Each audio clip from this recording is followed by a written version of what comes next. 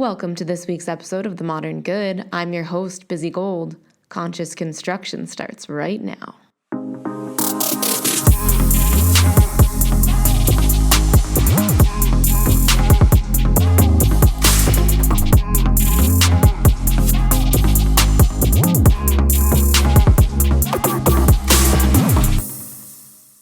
Hey, everybody. I'm here with Matt Rey. This is another episode of The Modern Good. Matt, I'm so excited to have you on the show. I've been looking forward to this episode all week. In fact, maybe for the weeks that I had Adrian hunt you down and see if we could get you on the show. So welcome. Thank you for having me, Busy. I'm really happy to be here. So Matt comes to us from Gays Against Screamers. Their sister edition is Trans Against Screamers, and we have a jam-packed episode for you today.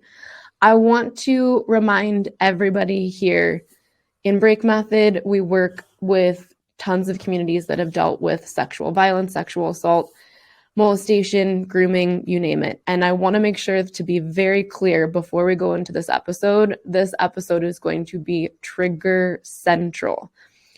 I want everyone to be very clear that Matt and I both are doing this because there is a deep importance behind it. We're not trying to create clickbait. We're not trying to ruffle feathers just to drive traffic. This is information that must get out. It is essential to quite literally our survival as a society. There's no better person in my mind to pull back the veil on this than Matt. And we're going to be going into some things that are going to be hard to hear. You might need to pause the episode a few times. That's okay.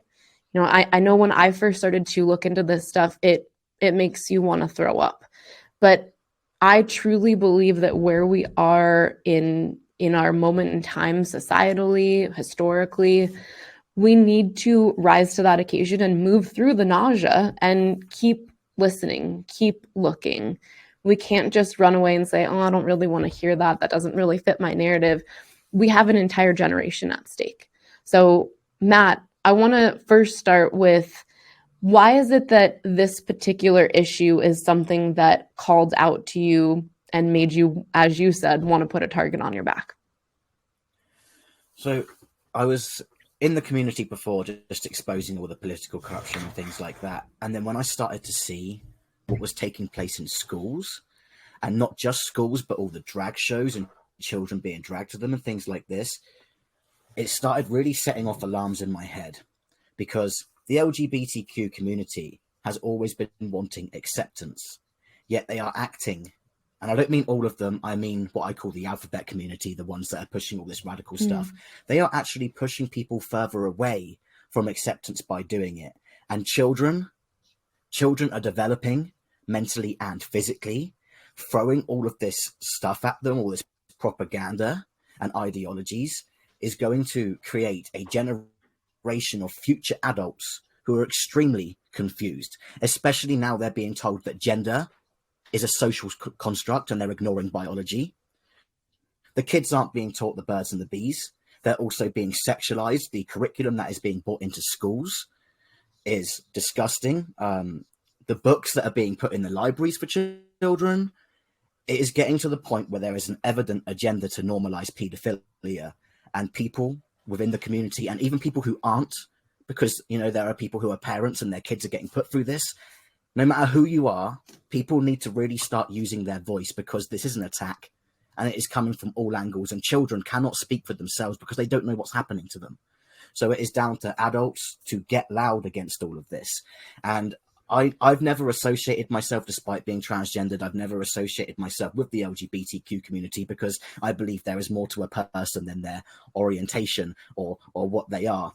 However, I am at the point now where I am declaring to the public that I am a biological female, because someone needs to do it. People need to stand up and show these children that you cannot simply just change your gender. And I'm just really, really heartbroken for the kids.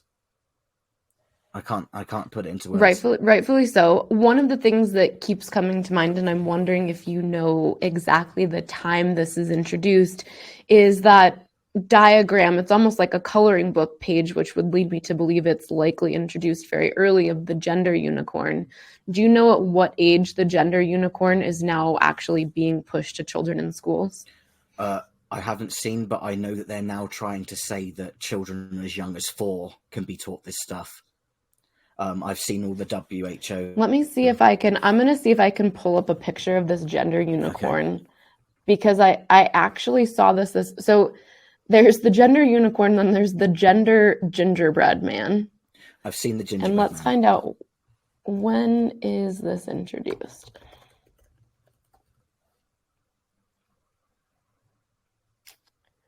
Okay, so this appears to be introduced between first and second grade. So just for the context of people here, first or second grade, you're like, I don't know, 7, 8, right? 7, 8 years old. If I go back to when I was 7 or 8 years old, there's no way my brain could have comprehended something like gender expression. Do I even know at 7 years old what a social construct is? Or at that point, am I still playing dress up in my closet and genuinely believing that I can become Debbie Gibson? Which, by the way, when I was a little kid, if you asked me what I wanted to become when I was older, I was like, I want to be Debbie Gibson. I literally thought I could be someone else. So our ability to deconstruct reality and try to understand what is and is not achievable is not intact at age 7 or 8. I know it's ridiculous, and it's very concerning as well. You know, social media has become a cesspool in regards to pushing this stuff. There is a girl I have seen on TikTok. You've probably seen her. She's known as the pronoun princess, lesbian Snow White, and she is making several videos, loads of them, with new pronouns every day. And the most recent one I saw was blankets pronouns. So they're telling children they can be a blanket. Okay, blanket. Now, inanimate objects. This is ridiculous, and these children are taking these things literally and believing they can be absolutely anything they want, and it is going to lead to a huge, we're already seeing it, this huge rise in mental illness. So I want to double back on a couple of things. So number one, as you brought up the blanket Blake itself, I've also been hearing other pronouns like demon self, Yes. right? Mm-hmm. If anything is indicative of where this is all going, that probably would be one of the pronoun pairings. I've seen multiple accounts of children that now identify as cats being able to actually maintain this cat identity at school.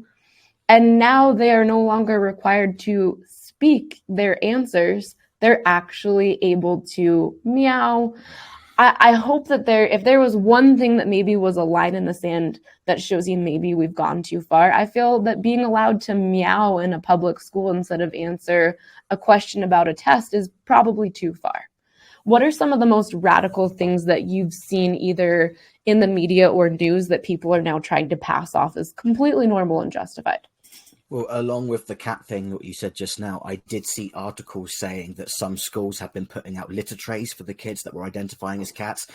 The news then got back on that, saying it was Russian misinformation, but we get told that a lot when something's true. So I I still choose to believe Agree.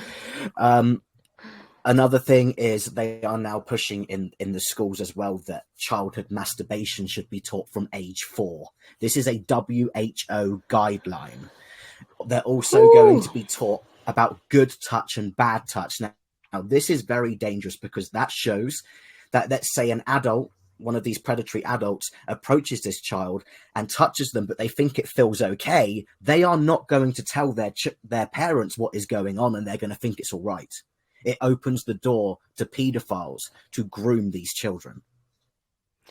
You're absolutely hitting it on the head. I think another thing that might be important psychological concept to remind the audience of right now is priming, right? So the simplest way to understand priming is that if we're all looking at the color yellow and we're all asked very quickly, what fruit are you thinking about? Most people will say banana. A very small percentage will say lemon. Virtually no one will say a fruit that was not the color yellow. So we know that priming predisposes a brain to start to consider and play around with different concepts. The brain is also inherently curious, and it will not stop trying to problem solve until it feels as if it's landed on something anchored. This really works against us and for the agenda, because once you introduce something like sexuality or gender expression, the child's brain will latch on to that and it will seek to understand it and play it out in a variety of scenarios until it feels anchored. So we're quite literally inserting a script with which that child will now change forevermore. You can't pull that back. Exactly. It's a dangerous route to go down, especially, if a child is going to end up trans, gay, or whatever, they're going to find that out on their own. Okay, but by introducing this to the education system, you are causing them to think about topics they wouldn't necessarily have been thinking about.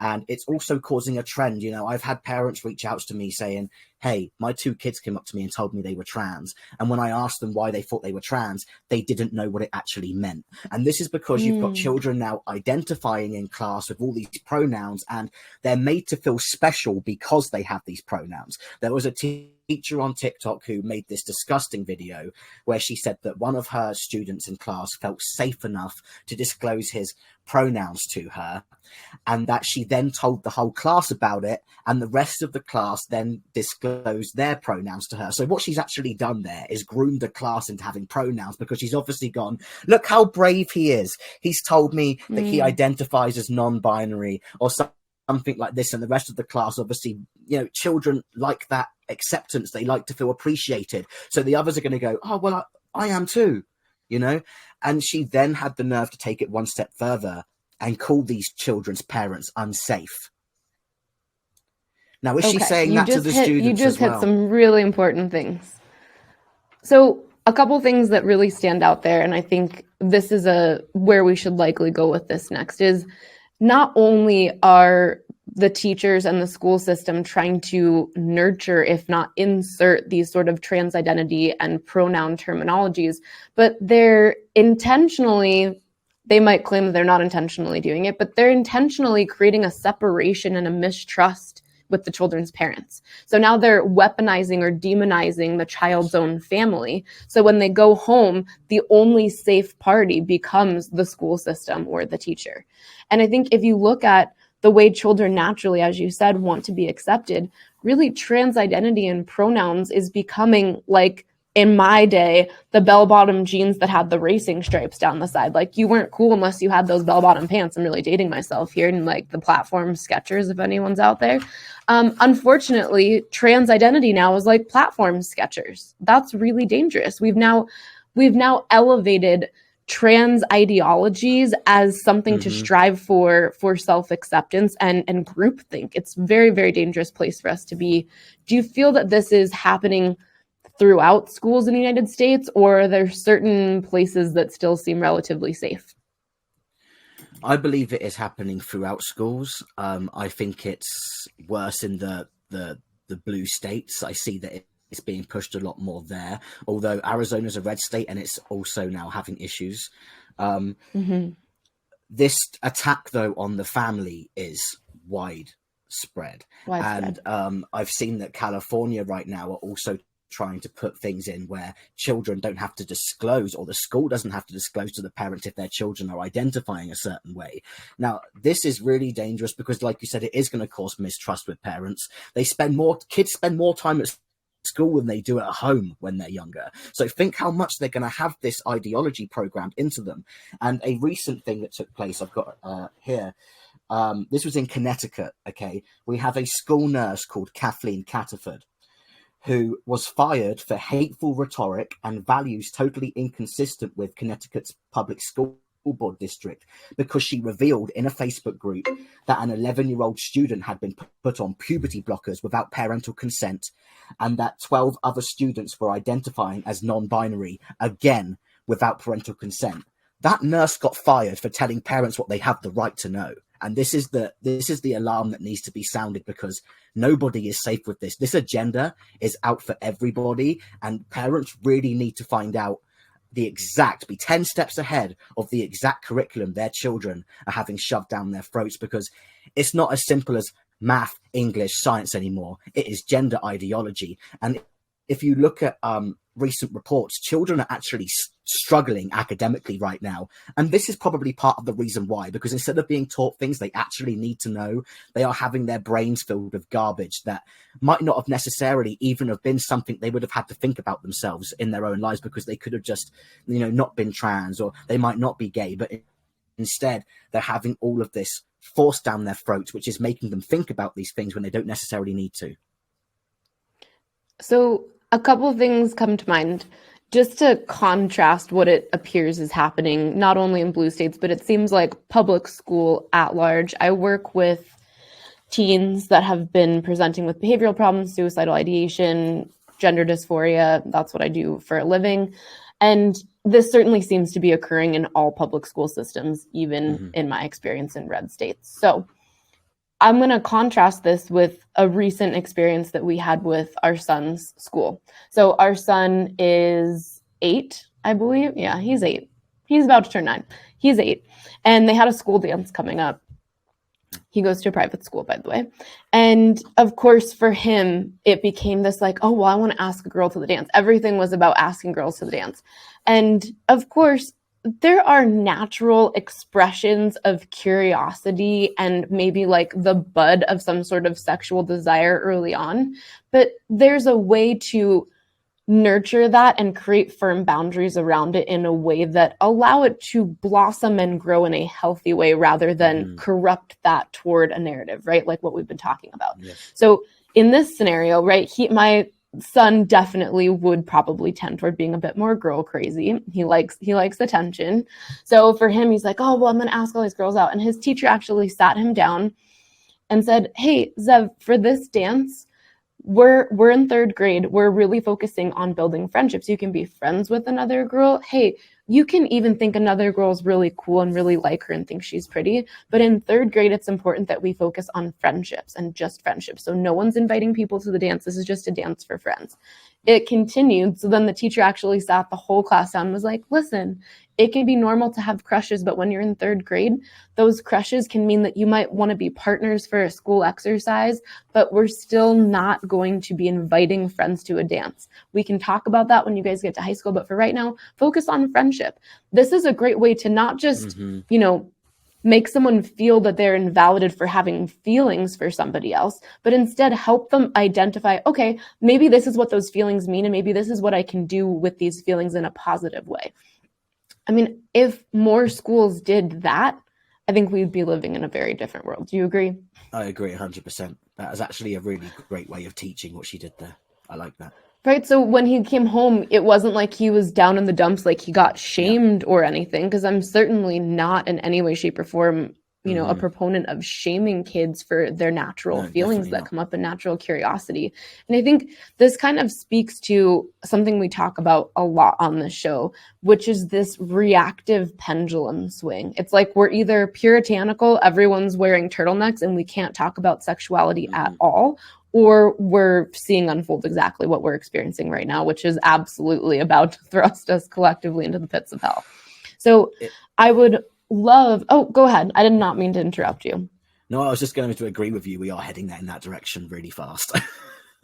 Really fast. And, I think a lot of parents, and this isn't to make anyone feel bad, but I think often parents can kind of take the point of view of like, oh, well, that doesn't happen with my kids. And well, at least that's why we live here. Or, my kids seem pretty strong and they go to public school. I really encourage all parents listening to this, if you're at all concerned with what we're talking about, and believe me, if you're not yet, you will be when we uncover some of the insidious history behind this agenda. I don't believe that at the moment we are in time, you get to just take a pass and be like, oh, well, it's not affecting my kids, so I'm just not going to care. This is a collective humanity issue. We are in the process right now where we should be sounding every alarm possible. And instead, we're all being shut down, canceled, being made to feel like bigots when we're actually just trying to ask some really rational, logical questions. So that kind of brings me to maybe the next point, which is clearly when an agenda is operating in the background, they try to disarm people from being able to move through cognitive dissonance, right? One of those tactics is to create cancel culture, right? Something where it feels like if you say the wrong thing, you'll somehow lose your friends or lose your job, which we certainly know is happening. Thankfully for me, I've already been through a whole year of someone trying to cancel me, including mass media, and I made it out alive. So, I mean, cancel me all you want. I held in there, and now I feel fortified to keep standing for the truth.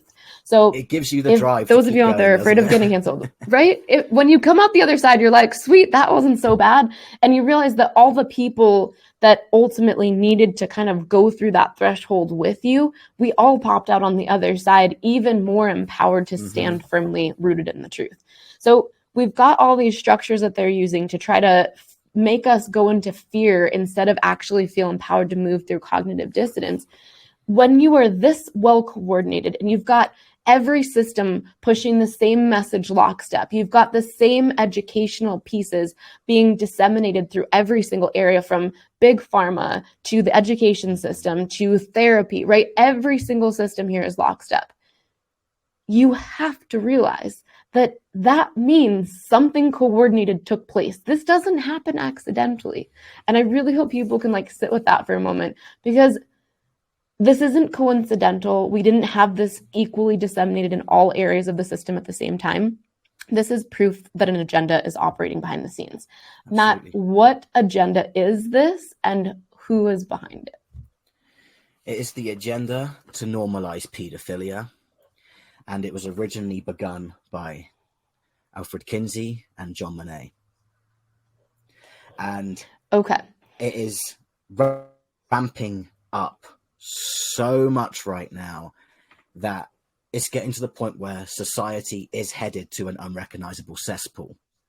People have forgotten what it means to truly protect children and to preserve their innocence.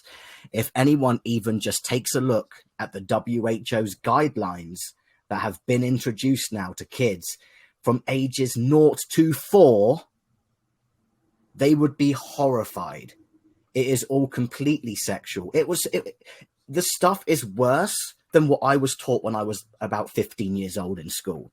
And I was a teenager then. And they're showing even more explicit content to children who don't even know what gender is yet. You know, the children who are just being kids, and they're probably identifying as fire trucks and unicorns, are now being taught all of this stuff that is opening the door to pedophilia. And it's serious, and people really need to start paying attention. And, you know, you've got these parents as well who, like you were saying before, oh, it's not happening at my school. Yes, it is. and if it's not happening there yet, it's about to, because this stuff all got introduced this month. This is the new curriculum, fresh for September. And maybe you can provide us with the links. We can certainly link some of that new curriculum and the WHO references in the show notes. Yes. One thing that might be important to note is that, let's say you are in that group where you genuinely believe this isn't being pushed in any way, shape, or form at your kids' school. Do your kids have a phone? Do your kids watch Disney Plus? Do your kids watch Nickelodeon? Somehow this is being pushed, whether you like it or not.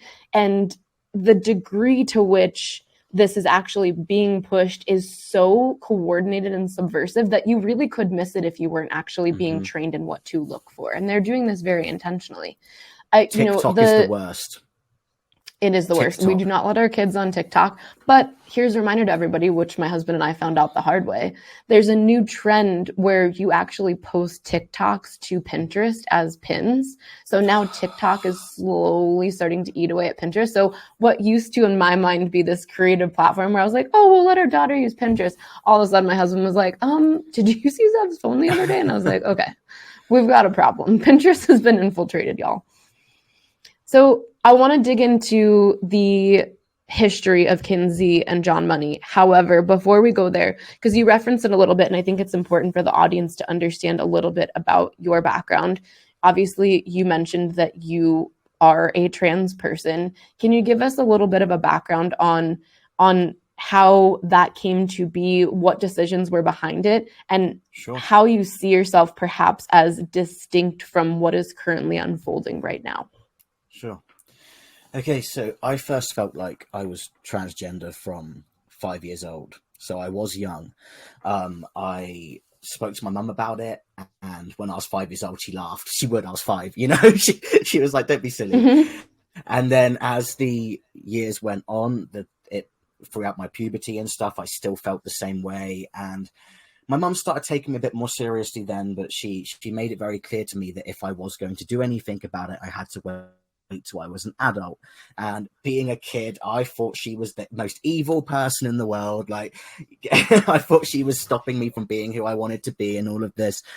But when I finally reached adulthood and I started my journey to the appointments, that was at age 24, and I finally got put on hormones at age 26. I realized from that moment how correct my mum had actually been. They give you, when you go to your first appointment, after that appointment, they tell you have to live as your preferred gender for a year before you can start hormones. What they don't tell you during that year is when you actually start the hormones. That's the real test, because before that, you're pretty much just wearing the opposite gender's clothes and maybe changing your hair. You're not actually experiencing what it is to actually be that gender. So when I started testosterone a year later, I started to have quite a few issues, actually, because the mood swings. And they don't tell you about this. They don't inform you that injecting testosterone into your body will cause you to have mood swings. I had parts where I was starting to not recognize myself anymore because I was getting frustrated about things that I wouldn't necessarily get frustrated about before. As a female, I don't know how it is for you and stuff, but when I was a female, I tended to burst into tears more than get angry. When I started T, the emotional side disappeared and I started to get about things. And my friends would call me out, "Matt, why are you behaving like this? Why are you getting stressed over something so small?" And I went through a period of being quite depressed about that. And none of this was told to me would happen. I was told that I might grow facial hair. I was told that my face might become more square, you know, and I'd look more like a man. But they didn't tell me that testosterone is such a powerful hormone, which it really, really is. Then I had my top surgery a couple of years later. I nearly lost one of my nipples. My healing went terrible. Again, that was my first time being put to sleep or having any kind of surgery as well. So it was a huge one. I had a double mastectomy, and again, I went through depression and I was bedridden for quite a few months because I literally couldn't move my arms or anything because of it. And they want to do this to children. It makes me feel sick. Honestly, it really does. So maybe that's a good moment to say, do you know what the youngest age is they're actually allowing parents to give consent for something like top surgery? 12 years old, Boston Hospital admitted to giving. They've also given hysterectomies to 12-year-olds. Hysterectomies, which even women who need them aren't allowed to have because they're too dangerous. If a child says, "Oh, I'm trans," they'll take it out. No problem. Do you know, certainly evil, do you know financially how much the hospital makes off of surgeries like these? I don't know the exact amount, but I know they get paid a lot, and that is why they are fast tracking this. I have seen reports of people who literally had 1-2 hour appointment and then they were given the get-go. They are fast tracking surgery, and in England, it's slightly different, okay, because people can get their treatment on the NHS or they can go private. Now, when I went through things, I went through the NHS, so I had a slightly longer waiting period. However, my cousin also came out as trans and had the money and went private, was put on testosterone within a month and a half. It is literally a fast pass to treatment. If you have the money, they don't care. They just want that money. And it's a horrible reality, but it is the truth. So I believe it was Matt Walsh on Twitter did a brief expose on one of the hospitals. I believe it was in Tennessee. And somehow somebody had snuck this video of a closed door meeting of the hospital kind of, higher up. I would imagine it would be like the equivalent of a quarterly meeting, right? Where you're kind of discussing the profits of the hospital and the finances.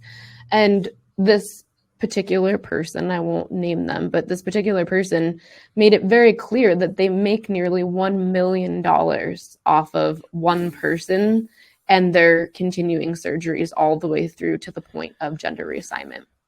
Now, anytime you have an organization like a hospital, big pharma, incentivized to make large sums of money off of one person, what we then have happen is that that system then needs to find a way to drive sales of that product, right? So you as a trans person requiring gender assignment surgery, you become a commodity, so to speak, right? Yes. Where they need to find a way to capitalize in the most expansive way possible on your gender dysphoria.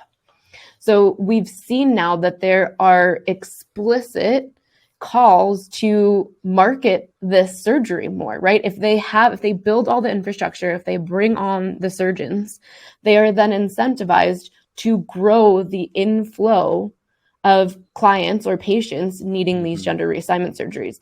I feel like a good parallel to this that I've given a lecture on before would be before we really had the labels of ADD and ADHD. Once we started to label that and we started to create certain approaches in the education system, we started to address IEPs in a certain way for ADHD and ADD. We then started to, in my opinion, from looking at the data and research and even just generally looking at the trend over the years, we started to diagnose it at extremely high rates because we built the infrastructure that now has to be fed. So anytime we're building infrastructure, the system that spent the money to build said infrastructure then has to correctly market said product to reach their financial thresholds. I want to add you look like you want to say something. There. You go for it. Yeah, I want to add to what you just said about the rise that's happened. Now, this was an article from the New York Post, okay? This is horrific. So between 2009 and 2019, they took a study, okay? And within those years, there was a 1,000% increase in trans-identifying biological males and a 4,400% increase in biological females. Now, that makes a lot of sense because we've got this issue right now, okay, where if a girl likes the color blue or playing with a truck, she's being told that she's a boy. And if a boy likes girly things, he's told she's a girl. Now, the rise in women, the reason why I think that is so high is because a lot of girls go through the tomboy phase. Being a girl growing up is hard. You find out you're going to have periods. You find out that you're going to have to maybe carry a baby one day. A lot of girls don't get on with a lot of girls because they find them quite bitchy, so they get on with boys better. So the tomboy phase actually hits a lot of females. Now, that rise is because those tomboys are now being told they're a boy, and it's only going to get worse. And now they're doing these reassignments on kids. The amount of regret is going to increase more than it already has. We've already got Chloe Cole speaking out right now. She was given, she was put on puberty blockers at 13 and testosterone. She was given a mastectomy at 15. She's now 17 years old, realizes she is a female and that she's removed her breasts. She's got a higher risk of cancer. She can't have kids. And she's been getting very, very vocal about all of this. And the media have been shutting her down disgustingly, saying that she doesn't speak for trans people. Who can speak for trans people? I read her testimony yesterday. Yeah, and that's a great point. If you can't speak for trans people, then who can? If she can't speak for trans people, then who can?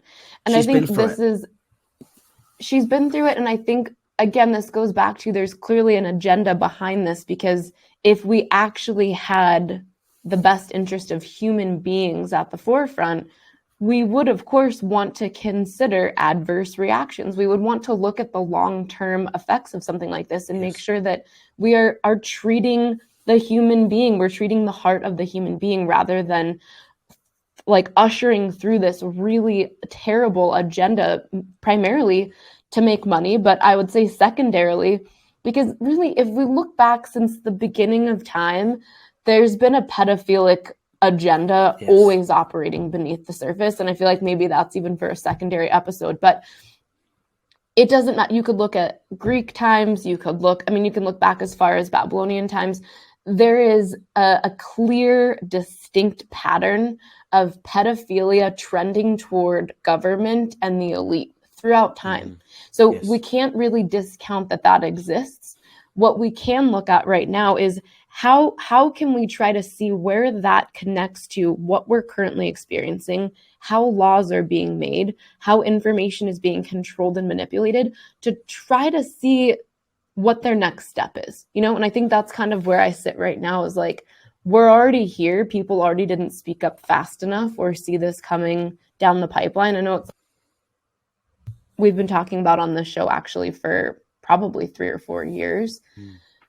When we look at this current moment in time, what are the areas that you would encourage somebody to look for the pattern to see where this is likely to go next if we don't become louder and more fortified in how we're trying to stand against it? Where do you think this is going? I think it is going to.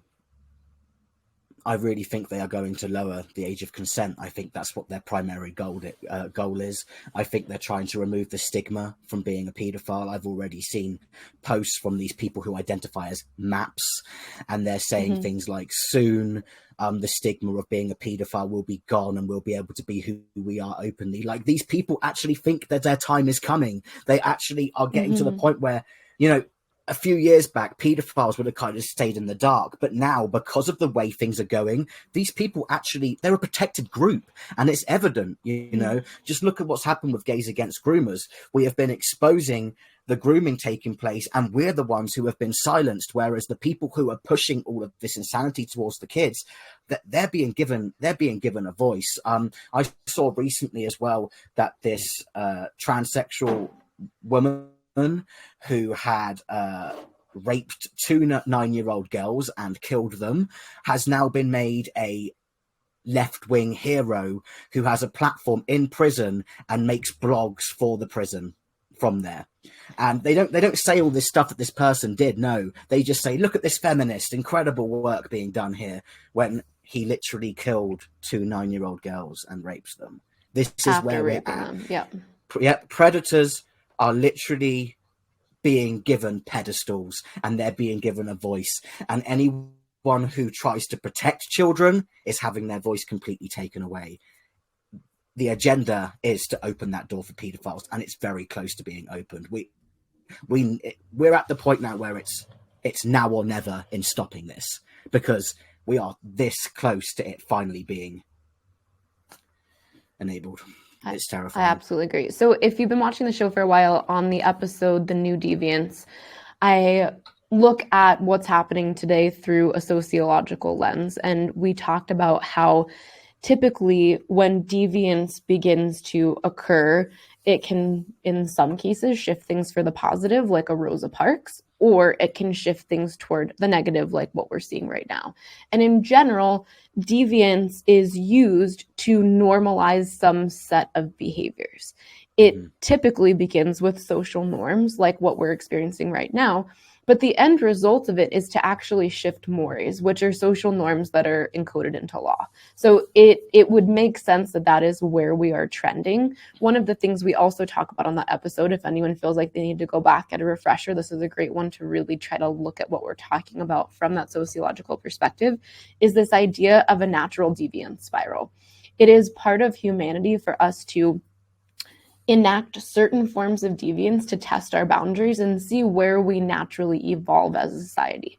That should occur in soft spirals. What we have seen over the last 5 years is nothing like a spiral. It is a straight shot directly up. Matt already went through some of the data on trans identifying people from 2019. This is not a spiral. This has to be something that is manipulated and coerced from the outside. This isn't, so for those of you that are out there being like, oh, well, like my so-and-so is trans, my so-and-so is trans. There is a stark contrast between somebody that naturally, organically, without priming, experiences gender dysphoria, which does exist. I'm not here telling anyone that doesn't exist. That does exist. It's existed since the beginning of time. Obviously, Matt, you can attest to this. But that is starkly contrasted with those who are primed into identifying this way. They're very different trajectories, and we need to separate out the data.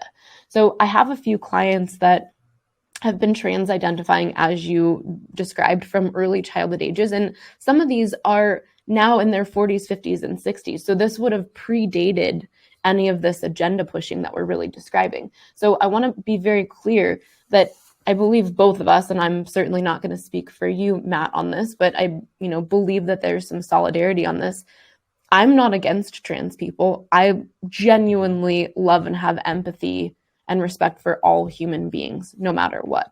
That is at the forefront of everything that I do in my work. It's my most deeply held belief.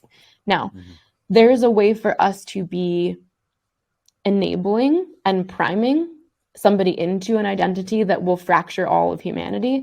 And then there's a way for us to be genuinely compassionate and empathetic for something that somebody is going through without taking that small percentage and then using that small percentage to somehow distort all of the rest of society, which is what's happening right now.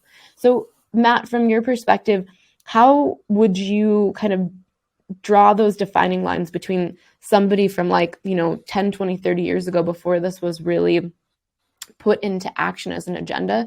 How would that person's journey potentially have looked different and unfolded naturally versus what we're seeing right now? Well, for starters, they wouldn't have been taught any of this in school, so they would have come to that conclusion by themselves. Like I did. I said to my mum when I was 5, "Mum, I think I'm a boy," but it's about, the difference is things should be like they were in the past. If children feel a certain way, they should be going to their parents about this, and it should be between them and their parents. We shouldn't have strangers inputting their beliefs on other people and confusing them because they might not necessarily be right. We've got a lot of children growing up right now who have traumas because we live in a society that is full of mental illness, and it's obvious why when you see the social media and the media in general, TV, everything that it puts at people. And a lot of children do go through things like body dysmorphia in some way, and the issue is, instead of it being how it would have been before, where someone would have spoken about their feelings to someone first and then been given a response, they're now having things given to them before they can even work out themselves. And that is why we're having this huge rise.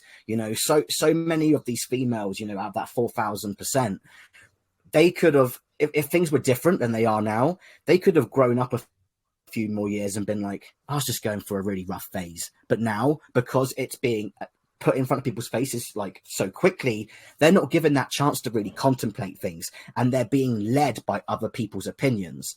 And that is why all these people are now transitioning. Few people really are trans. The number is not as high as people are being made to believe. It is because of this confusion that is being thrown at them that people are thinking they're trans right now. And honestly, all these children that are being put through these treatments, they are going to grow up to resent their parents for enabling it. And the sad thing is, not all of those parents were doing it to be progressive. Some of those parents really think they're trying to help their child because they can see their child is upset. And the issue is, people, for me, it saved my life. It's what I need to do. But some people, they're transitioning right now because they're depressed and they think it's going to make things better. But really, it's going to make things worse. And then you've got people. Sorry, carry on. Oh, no, you go ahead. I think we've got a little bit of lag, but no, you go. Okay, I was going to say one more thing. You've got these people who are turning around and their argument is, if you don't let this child transition, they're going to kill themselves.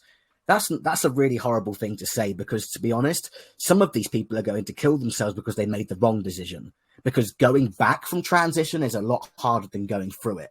It never goes back the way you want. I've seen some trans people on TikTok who are going through terrible depression because, especially the female to male route like me, because once your voice goes deep, that ain't going any higher after that. You can start identifying as a woman again, but you're going to have that deep voice, and some people really, really, really struggle with that. So a couple of things that I want to double back to. So regarding this whole idea that tomboys, for example, right? Somebody right now that would have in my day been a tomboy is now essentially being guided into identifying as trans and seeing that somehow the way that they naturally exist is evidence that they are in fact trans. I am here to tell you, I was as tomboy can be. And it's something that really spoke to me when I first started looking at this movement, but then also the Gays Against Screamers website. In fact, one of the pieces of merch that just said Save the Tomboys, it really spoke to me because for those of you that might not know about the journey of Little Biz, I have long blonde hair now, and sometimes people assume that I'm one way, and then they meet me, they're like, oh, you're like pretty tough and whatever. So if I go back to early childhood, I was a competitive athlete. I went to a private school where it was co-ed and girls were supposed to wear like the kilt things, right? We had a gray kilt and a plaid kilt. I refused to wear skirts. I would only wear khakis with penny loafers. I always had my hair pulled back. I was always on the field playing Kill the Carrier with the boys. The little girls would be kind of running around singing songs and playing on the playground trying to kiss the boys. I was trying to tackle the boys on the field, not for fun, like out of competition. Yeah. So I was that way all the way through, even high school. All my friends were guys. I was a competitive skier.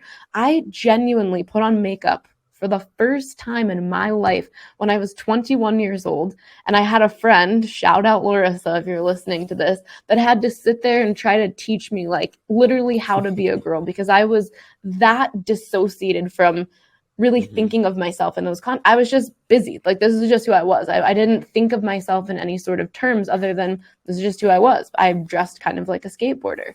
So I feel like the prime example of somebody that in today's society, they would have tried to convince me that I was trans. And I'm here to tell you that as soon as I crossed that threshold of 21 and I realized that a lot of the reasons that I tended to hang out with boys was because I had a lot of betrayal trauma with my mom. You know, everything started to open up when I realized I could actually trust girls. I started to soften into my feminine, and then I started to have girlfriends. And I think you spoke to this. Our trauma is generally what creates that foundational step toward having at least a friction-fraught identity in the first place, right? And in my work, I've found that a lot of people that are typically primed toward gender dysphoria have experienced some sort of sexual assault at an early age. So typically, whoever the perpetrator was, because that gender becomes often the bad guy, right, that you wouldn't ever want to have a sexual relationship with. And then also, and I've seen this multiple times over, your brain tricks you into believing that somehow the reason that happened to you is because you're a girl.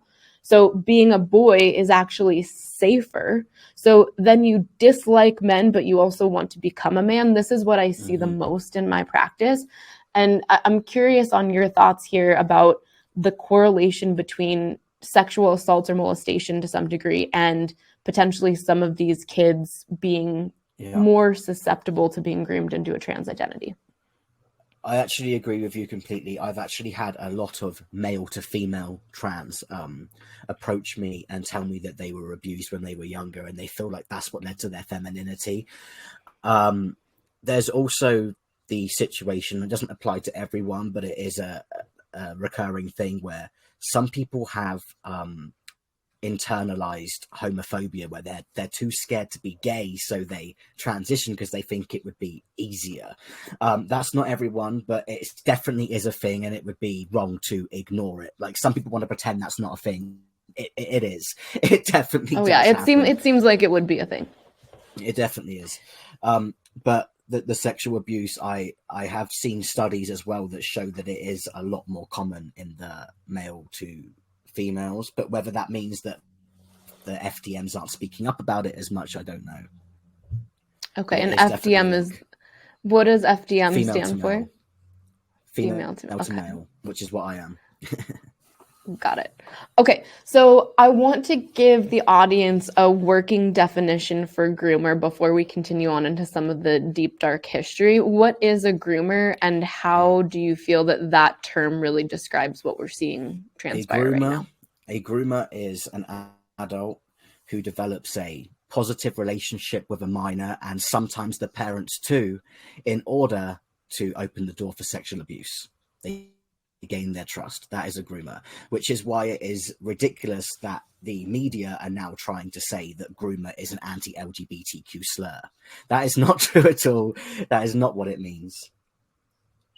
And why do you think that they are successful in trying to convince people that that is an anti-LGBTQ slur? Because certainly people are buying into that sort of nonsense. Well, how are they doing it? How are they pulling it off? It goes along with what you were saying earlier about how there's a combined attack going on. If people repeat the same lie over and over, people start to believe it. And when you've got these big corporations like Twitter, Reddit, Google, Yahoo, Venmo, PayPal, and all these companies that have banned gays against groomers, they're all talking the same points, and they are huge companies used by the masses on a daily. So when all these corporations team up and they say the same thing, people are very open to programming. It's very evident. We see it every day, and it's at the point where some people just don't use their own brain. They just look for how they're meant to feel from these corporations, and it's worrying. But it's more evident now than ever. In the last few years, it's been absolutely crazy when you see it, especially with the events in the world. People were just regurgitating the same talking points, so they'll take everything at face value. But it was fact checked, Matt. What about the fact checking? When you look into who Snopes are. Oh my goodness. That's a good dive. If anyone wants to go on the Who Founded Snopes dive, you'll come up with some good stuff. Just, I feel like I always have to give this disclaimer. When you go looking something up, you can't go on Google page one. So, I mean, I feel like it's 2022 September. Like, you should know that by now, but perhaps some don't. There's always people that are like, well, but I need it to be a legitimate media website like CNN. I'm like, I'm sorry, do you just use legitimate and CNN in the same sentence? We can't be friends anymore. So I want to circle back on one thing because I think it really drives a big point home. So when was Gays Against Groomers actually brought into the mainstream public? Like, when did you guys actually launch? We launched in June. That's when Jamie, our founder, started our coalition. And we've been going for almost 3 months now. And we have already been on Fox News a couple of times, Newsmax, OAN. It seems to be mostly right-wing media who are giving us a platform. The left-wing media seem to be writing hit pieces about us. We've had several by Media Matters already. So it's kind of a shame, because it really shows how bad this world really is.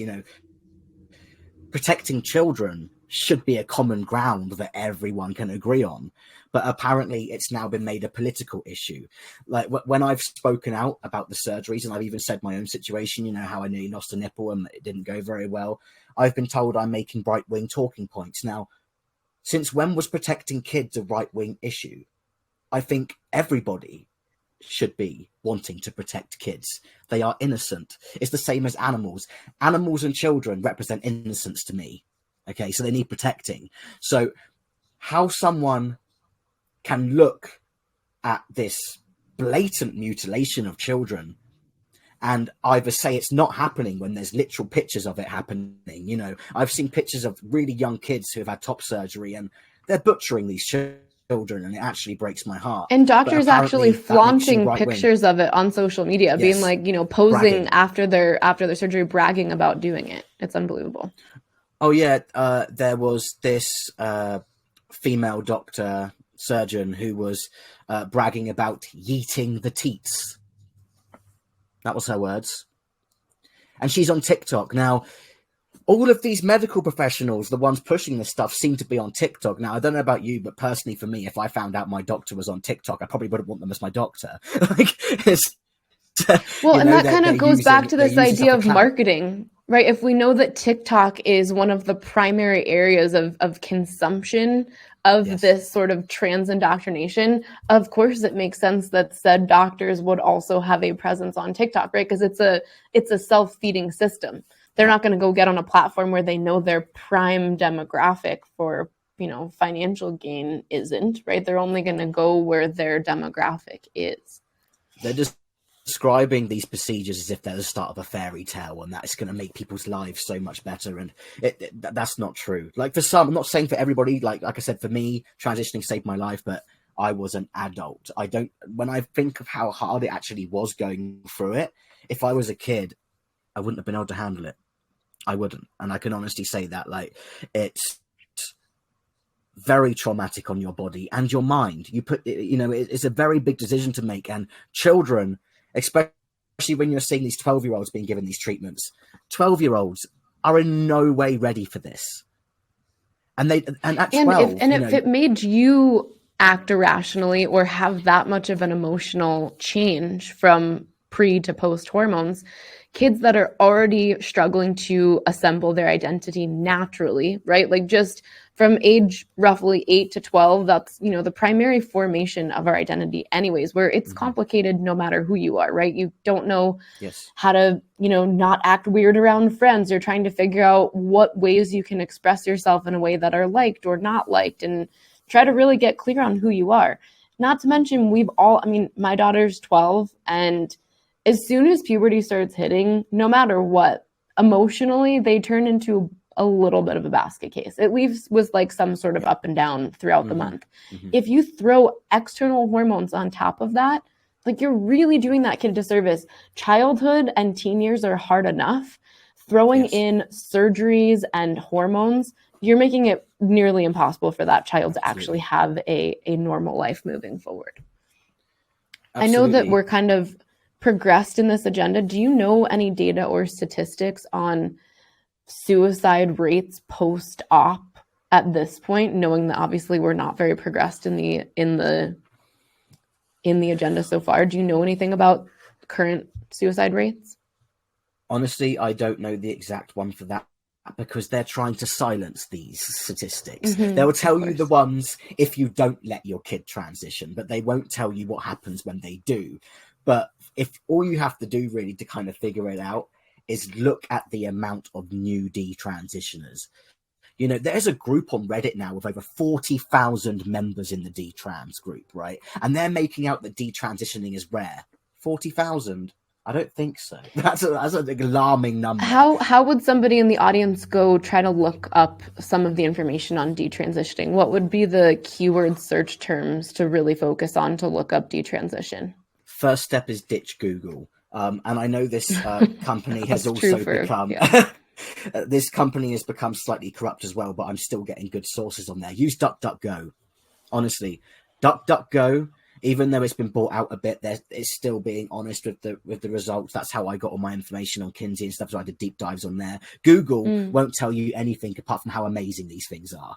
But if you go on DuckDuckGo and you search detrans awareness or detrans speaking out, you will find so many links. I've even found links from transgender doctors telling, sounding the alarm that children should not be going through this reassignment surgery. But if you went on Google and searched the same thing, you'd get a report saying trans people say yes to surgery. You know, like they hide the truth and they promote these garbage articles.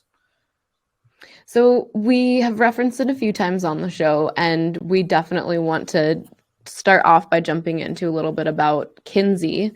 So at this point in where we are with just gender identity in general, with really even like the teaching, the academic perspective, I would say, on gender identity, everything is very much foundationally rooted in the work of Kinsey. And Kinsey actually is the namesake of the Kinsey Institute at University of Indiana, which is regarded as the leading institute for sexuality and gender identity. Can you tell us a little bit about the horrific background of Kinsey, who he was, what types of experiments he ran, and what he's ultimately responsible for? Yeah, of course. So Kinsey's reports, they're called the Kinsey reports, that he published between 1948 and 1953, are where most of this premises comes from for this new gender ideology and stuff being taught.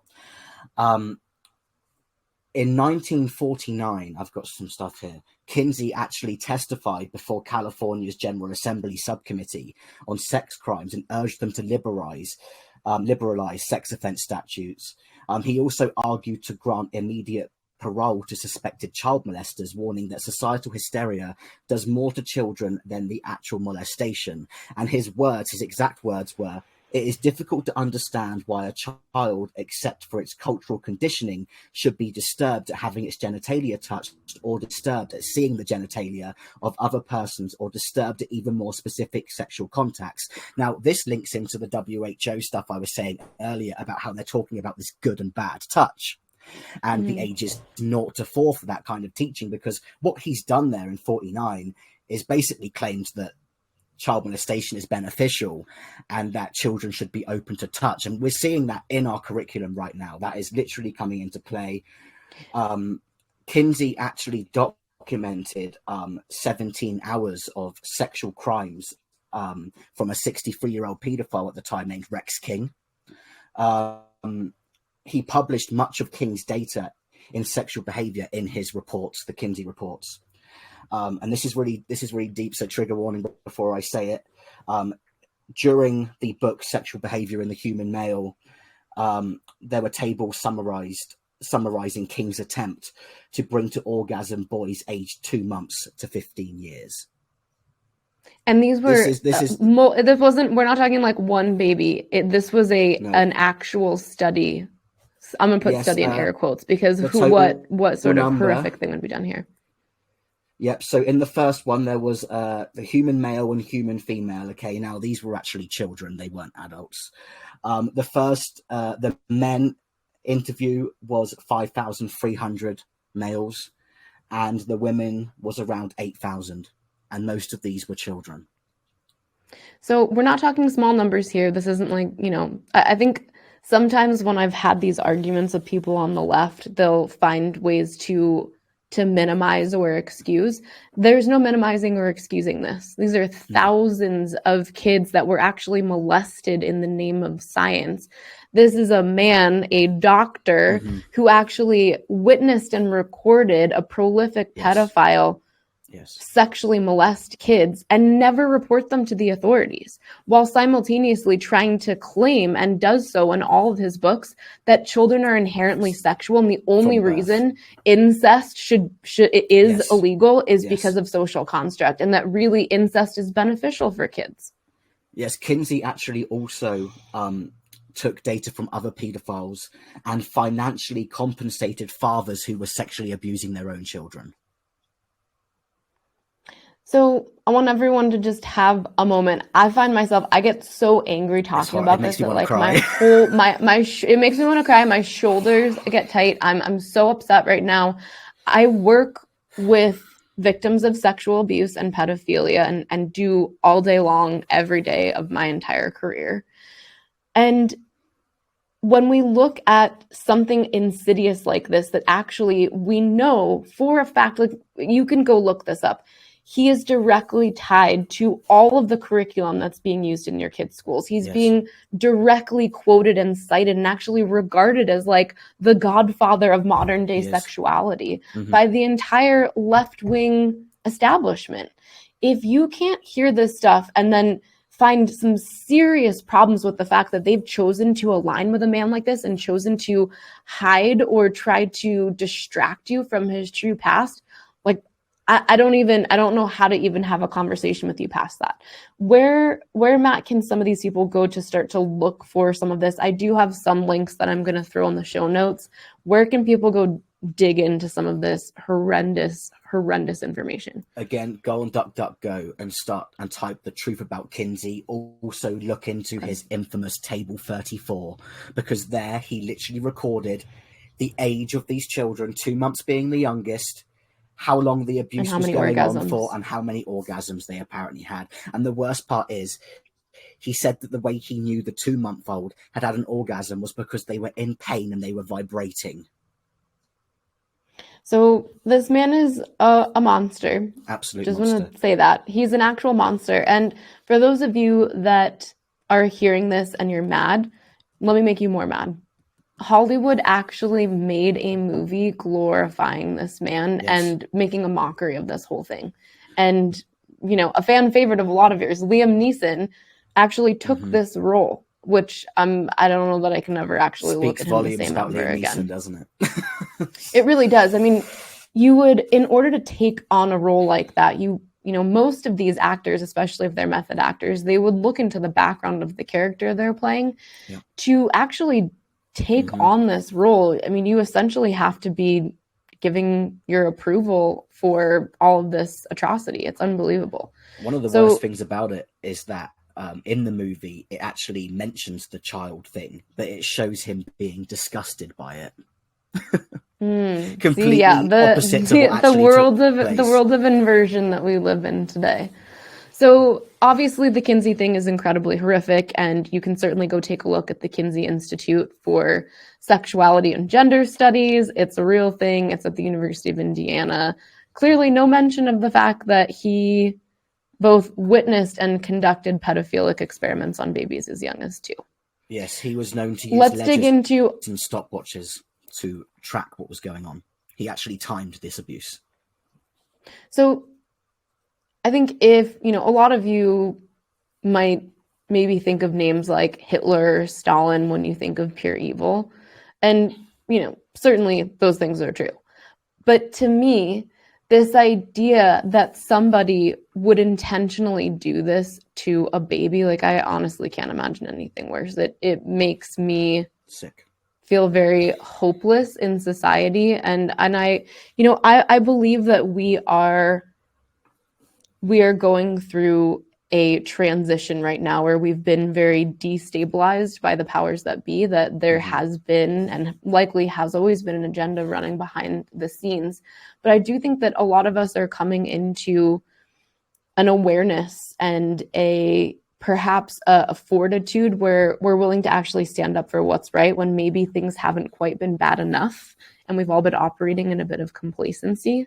So I hope that while something like this is really hard for you to hear, and it certainly is for me, my stomach's literally turning right now, that you use this as a line in the sand that motivates you past complacency. We're not at a place in this experience of humanity right now where you can just be like, oh, well, I wish I didn't watch that episode, or I wish I didn't listen to that episode. Like, you can't, just like when you watch a horror movie as a child, or, you somehow see something that you can't unsee. I hope that you can't ever unhear this. I hope that you put this in your pocket and let this arm you to actually do right by all of the young children and teens that are being horrifically harmed by the messages of this man that have just gotten inserted into the system and into the agenda and now corrupted right into your homes through your kids' devices, through your kids' school curriculums. Thank you, Alfred Kinsey. You a-hole. Yeah, monster. Total monster. And then we're going to dig into another monster that to me, honestly, is as horrific. And this one is particularly credited with really the gender identity studies. And we're going to dig into what he did, his, I'll say now infamous experiment. And I want to make sure that we touch on how that data was manipulated kind of posthumously. So why don't you dive into the evil man, John? Is it John Money or John Monet? I don't know how to pronounce it. I checked online, they said Money. So I think it is. Okay, let's go in John Money. Okay, so in the 70s, Money aided efforts to have homosexuality removed from the American Psychiatric Association's list of mental health disorders and conducted the first study that homophobes were motivated by their own suppressed homosexuality. In 85, he testified before the Attorney General Edwin Meese's commission that pornography was not detrimental to minors. Even worse, he claimed that paedophilia was not harmful to children and that adolescents should receive specific instructions on masturbation. There it is, tied him of the age 0 to 4. Early childhood masturbation being added into the school now. In 46, he reconceptualized the term sexual preference to sexual orientation. In 55, he posited 6 categories of 6 variables from his studies into hermaphroditism, so-called assigned sex, genitals, internal organs, hormonal, secondary, gonads, and chromosomes, which is repeated now a lot by trans campaigners. In 1965, he co-founded the John Hopkins Gender Identity Clinic, funded in part by female-to-male philanthropist Reed Erickson, which performed the first sex reassignment surgeries in the United States. In 86, he defined lists of abnormal love under the umbrella term paraphilias to replace perversions, philia being Greek for love. We were mentioning the Greek earlier, so there's that connected in there. In 88, he attempted to confront mind-body dualism with a concept of body-mind in gay, straight, and in-between, the sexology of erotic orientation. Money is the founder of the idea sex and gender are somehow disconnected from one another and the father of transgenderism. In 88, he wrote, Because sex differences are not only genitally sexual, although they may be secondarily derived from the procreative organs, I found a need some 30 years ago for a word under which to classify them. That word, which has now become accepted into language, is gender. Everyone has a gender identity / role, one part of which is one's genital or genitosexual gender identity role. The masculinity and or femininity of your gender role is like the outside of a revolving globe that everyone can observe and read the meaning of. Inside the globe are the private workings of your gender identity.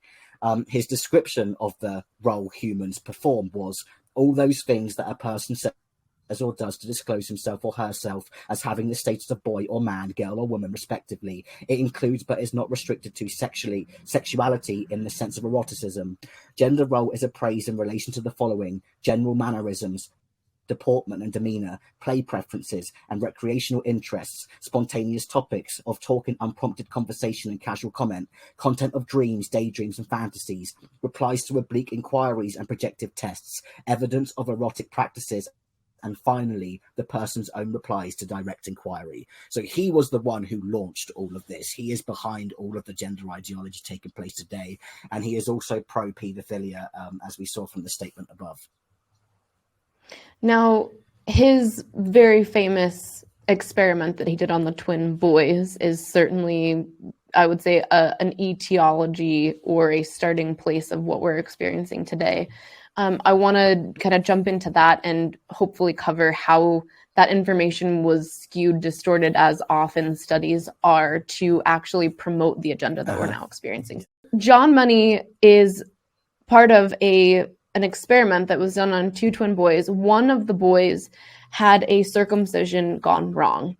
I believe it was whatever the cauterizing tool actually essentially caught his penis on fire, and they had to do something with the skin that was left remaining. John Money heard about this, I believe, through a friend or colleague, and actually stepped in and asked if he could turn their son into a daughter and run a study by which he actually checked in with them over the course of their life.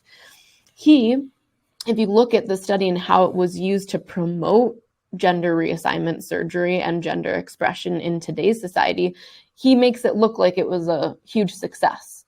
What actually happened is that both boys ended up having tons of trauma from it. The boy who actually had the gender reassignment surgery committed suicide. I have seen this. And the other brother dealt with significant behavioral and emotional issues growing up as well. Now, John Money, throughout doing this experiment and conducting this experiment, kept recording notes as if this study was a wild success. Your study cannot be a success if the person that you conducted the surgery on kills himself. Not. Additionally, his information was trying to prove that if he changed the gender, that child would have that's just who they would be, right? But what actually ended up happening is that they tried to make this person grow up believing they were a girl, did this all the way through, but still that girl realized that they were a boy and no one told them what was going on. So imagine this experience where they don't realize this horrific surgery has been done to them against their will, that their gender has been changed against their will. And now they're kind of living this whole experience of looking back as at their life as being a lie, all in the name, again, of gender identity science. So it sounds like this is ringing a bell as I'm bringing it up. Yeah. When you were coming through some of your research, did you come across this experiment done by John Money? Yeah, I had. I couldn't put two and two together, but I did hear about the suicide, and it's awful. It's absolutely awful, and it reminds me of something I actually saw recently. There was a couple who had a son, and he was only 3 years old, but he liked playing with dolls, and so they thought that he might be gay, and they didn't want a gay son, so they're making him live as a girl. And the two parents actually had the nerve to make a video talking about what they're doing like it's a good thing. And this is happening right now. So, this brings up a whole, which I know you referenced it earlier in the show, this idea that somehow to mask or cover up homophobia, you just change the entire gender of your child. Yeah. I hope that people listening hear how completely insane that is. And if anything exposes what's truly in your heart, I mean, the idea that you would rather literally chop up your own child than have them be gay speaks volumes about who you actually are. And I feel like it just exposes the hypocrisy of a lot of this kind of liberal agenda where you're willing to literally dice up your child's healthy bits just because you don't want your kid to be gay. Absolutely. And the worst thing about it was the parents, when they made the video saying what they'd done, they were laughing about it, like they're really proud of themselves. And they're child abusers. That is all they are. And all of this, I said it earlier, but I haven't said it on here, but all this gender reassignment on children right now, it is the modern lobotomy. And one day people are going to look back on all of this, and it's going to be one of the darkest times of history we've ever encountered. Because So the alarm... what? Sorry, carry on. No, you go. The alarm is being sounded by so many already, and it's being pushed. Think how it's going to be in 5 years' time, even just 5 years. I think it's going to be horrific because we're already seeing all these people having so much regret. So what can our listeners do to stand against this? What can they do? Not only those that are parents with children, what can they do? But what can we as a collective do to sound the alarm, to speak up? What can people practically do to not let this go any further than it already has? Even if you're not a parent, if you're a taxpayer, you have the right to go down to those school boards and say exactly what you think about what's going on. I think people need to be very boots on the ground with this.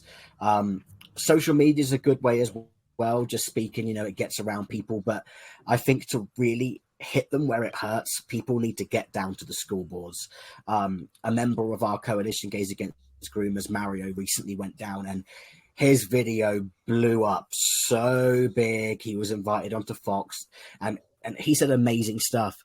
He said that they don't affirm things for anorexia, so why are they doing it for children when it comes to surgeries and being trans? And he made some very, very good points. And I think more people just need to get loud like that. It doesn't matter if you don't have any kids. If you're paying taxes, that money goes to the school as well. So you go down there and you tell them exactly what you think, because there's this thing being said right now where if you're not a member of the community, you're not allowed to speak. That is absolute garbage. This affects everybody.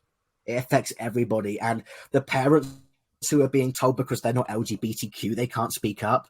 Their kids are having this stuff thrown at them. They have more than a right to speak about it. So I just think, we've got flyers as well on the Gays Against Groomers website. If you go on gaysagainst.com and print those out and just plaster them around, just whatever way you can, just get in the public and get loud. Just get out there. And do you think, since we've given some background information on Kinsey and money and their essentially founding of what's being pushed right now, do you feel like that's a good talking point perhaps for people that are finding themselves at odds with a liberal that's really pushing this agenda? Do you feel like that's a good way to go? Definitely. And when the statue was actually erected at the Indiana Bloomington campus, I made a video exposing Kinsey, and I actually had a lot of people comment saying that they were now ringing the university and telling them exactly who Kinsey really was. And the last person that called, when they rang, they were told by the staff that they were receiving a high volume of calls. So it's getting around already. People are mad about it. And I actually had people comment who actually students there who had no idea, and they're disgusted that they're even learning at a place that is pushing this. And the worst thing about it is he was actually at the university when he was making these he likely did it with university research dollars, just so that we're all on the same page here. And if you go on his website, the Kinsey Institute, this isn't some shoddy website that's kind of thrown together. This is the primary institute for sexuality and gender studies in the United States. So wake up, everybody, smell the coffee. This agenda has been operating behind the scenes for a long time, and they have no intention of stopping anytime soon. And as Matt referenced multiple times, the ultimate goal here is to shift public opinion to make some extent of pedophilia either normalized or at very minimum decriminalized.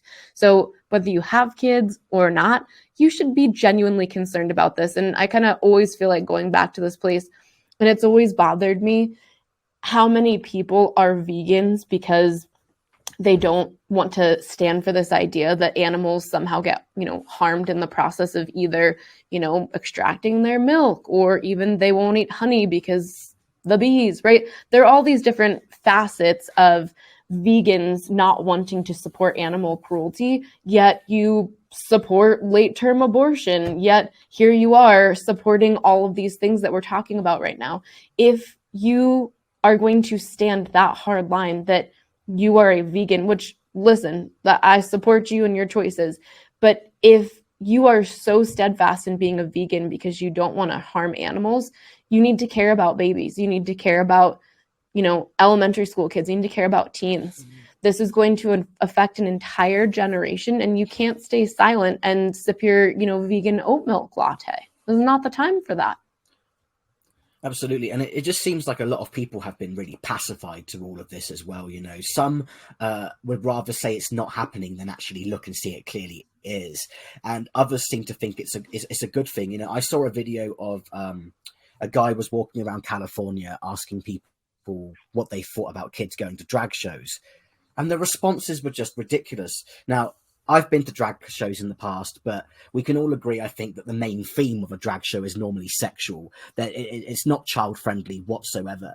Yet this person was going around asking these people, do you think children belong at drag shows? And the responses he was getting were things like, yeah, if they think it's beneficial for kids to learn. What was a kid going to learn at a drag show? Like, you wouldn't take your kid to a strip club, so don't take your kid to a drag show. There's no difference, except it's even more confusing.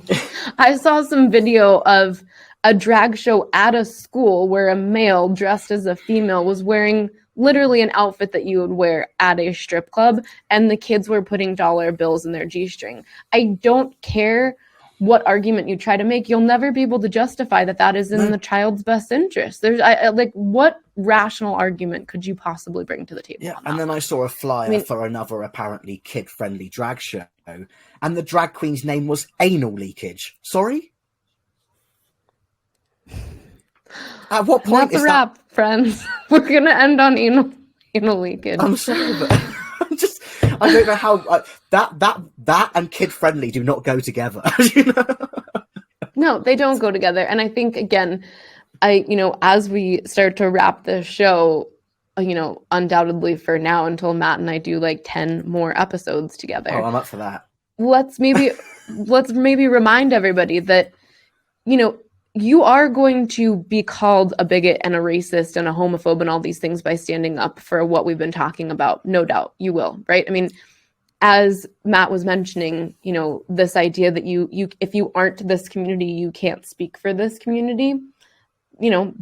I'll expose hypocrisy right now and say that Matt is trans, and they're saying he can't speak for the trans community. So really what they're saying is that if you're saying anything that pokes a hole in our agenda, you are not allowed to speak. I'd made a video with a sound of notifications coming in, and I said that I was a trans person that was against children transitioning, and I received a comment saying nothing quite shows the advantage trans masks have over trans femmes quite like this video. And I spoke to my friend Becca about it, and she understands all the woke terminology, and she told me that it meant because I actually look like a man, I'm not allowed to speak anymore. Now, this is ridiculous because I thought the whole point of being trans was presenting yourself as the opposite gender, but these people will find any excuse they can to take away your voice and silence you. They will do absolutely anything, to the point where if you actually look trans now, no, you're not trans. And this is because I think the main issue is the non-binaries. They are the biggest activists out of all of it, and they are the ones who are being put at the forefront. Crayola recently used a non-binary person for an ad. Don't know why Crayola would do that. Children don't need to see a non-binary person when they're just trying to use crayons. It's like they're trying to find any excuse they can to put these people on pedestals, and they're trying to do anything they can as well to shut up anyone who is not giving the same talking points as them. They don't You really brought care up, about LGBT people. They care about the right kind for them. right, they care about whatever actually allows their agenda to Yes. become the strongest and most profitable. And I think get the closest to shifting public perceptions of what we've been talking about, right? Moving from social norm to moire. So you brought up one thing that I think is a great place for us to end this particular episode, which is this idea, you called it like woke terminology. I've seen some videos where it sounds like people are able to speak intellectually in a coherent way about this agenda. But what you end up finding is that they are trained in a circular system. So when you create a closed system, you're able to create language that sounds coherent, like it makes sense, like it all confirms the previous piece. But eventually you get into a circular narrative where you can no longer define a term without using a previously defined term. That's evidence that you're operating in something that has been crafted as an agenda. Unfortunately, this video that someone sent to me, it was a former employee that found themselves on libs of TikTok that at one point called me a white supremacist and actually did this whole video rant surrounded by different non-binary stuffies, okay, literally stuffed animals, calling me a white supremacist and talking to me with his bed full of non-binary stuffies. Now, he years later made his way onto libs of TikTok, right, explaining his experience of gender fluidity. And literally, this person is very intelligent. I genuinely adored every moment that I worked with this person, right up until they called me a white supremacist surrounded by their stuffed animals. So you know who you are. I still love you deep down in there, even though you called me white supremacist. So this person finds themselves trying to express coherently how gender fluidity works and how one day he is male and one day he's female. And then sometimes he loves hanging out with kids, of course, because the kids are able to move fluidly with him because they don't just decide that he is one way. Mm-hmm. So it was a really coherent, laid out argument. However, what they're describing is part of this closed system. So I don't know if any of our listeners or viewers have watched the What is a Woman documentary. Matt, did you watch that one? I've seen parts of it. I can't find, it's been removed from every link I try and watch. So I think it's because they want you to pay for the Daily Wire subscription. Ben Shapiro, I wish you could just let us download one, but whatever, good business play. So it is available on their actual website for Daily Wire. You do have to pay a subscription. Is it worth it? Absolutely. This documentary was really well done, very comprehensive. And I think here's the thing that probably upsets people that are pro this agenda the most. It actually openly gives people that are proponents of this free voice to genuinely articulate their truth, right? So they really walk themselves consistently into a trap that really exposes a whole lot about the agenda. One in particular, these kind of circular definitions, is a professor of gender studies. This professor appears to be a professor at UCLA, and even given multiple opportunities to genuinely express himself and his true beliefs and his teaching, continues to cycle himself around to a place where Matt eventually says something, well, I just want to know the truth. And the guy literally shuts down and says, I see where this is going, and essentially says that it's transphobic to try to get to the truth. I want to end on that thought process for you. Matt, how in the world can it be transphobic to try to land on truth? It's not. It's just a tactic that they're using now for everything. Anything that they don't like to hear is phobic, hateful, far right. It's all been lumped. Words just have lost their meanings completely. The transphobic thing, I get called transphobic all the time. Now, in my translation of that word, what I would take it as is that I look in the mirror and scream, because that's what a phobia is. I am not scared of myself. And I've also been told that I secretly hate myself. I'm pretty comfortable in my skin, I actually find it really funny when people say that we hate ourselves when we speak out, because when you are able to openly, I'm an open book. You could ask me anything about my transition or anything, and I will happily tell you, because I'm comfortable in my skin. If I hated myself, I would hide from the world, and I wouldn't be expressing myself the way I am now. So I like to shut down those people straight away, because if anything, the people who are criticizing, they're the ones with the issue, because they're obviously not happy about something to be so upset. They obviously can't accept the fact that you can present yourself a certain way, but you cannot change your gender. That is a fact. Even though I may look like a man, I will always be a biological female.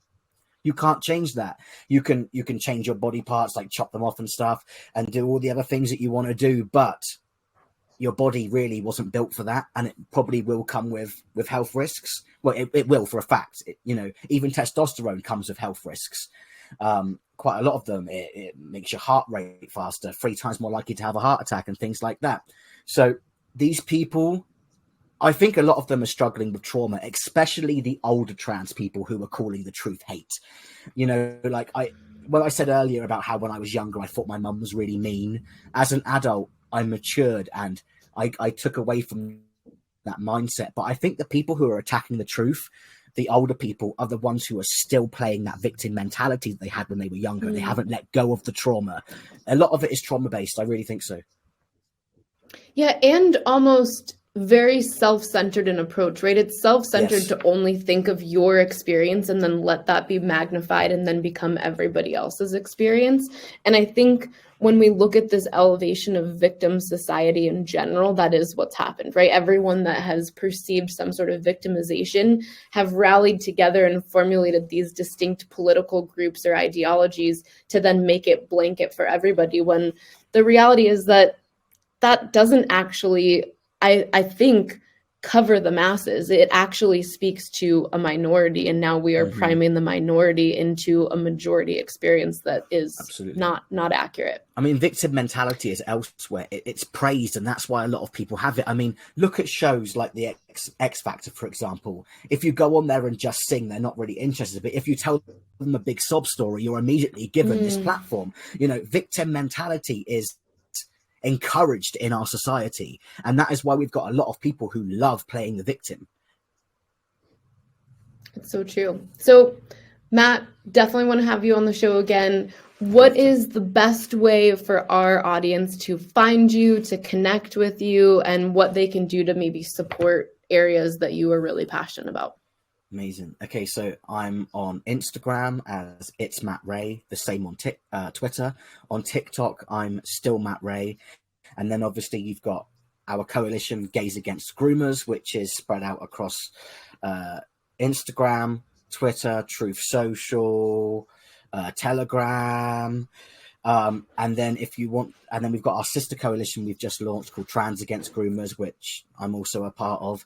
And then if you really want to help our organization and help us put a stop to all this insanity, we have donations on our website, gaysagainstgroomers.com. We also have merch, and if you use my promo code Matt Rey, you can get 10% off anything, and all of it just goes towards helping our cause. We recently got a Gays Against Groomers truck, which we took to one of the school boards, and we had signs saying no child is born in the wrong body and things like that. So we are really using those donations to really get stuff done, and we appreciate all of the support we've had so far. It's been phenomenal.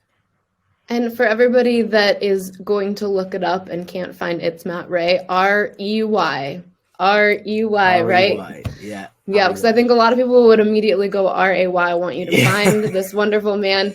Thank you so much for all of your insight, for all of your research. We absolutely loved having you on the show. I have no doubt that many of our audience members will reach out and connect with you. I know I personally am in massive support of Gays Against Groomers. I'm definitely going to go get some Save the Tomboys stickers and merch. Yeah. Matt, thank you so much. Thanks for checking out this week's episode of The Modern Good.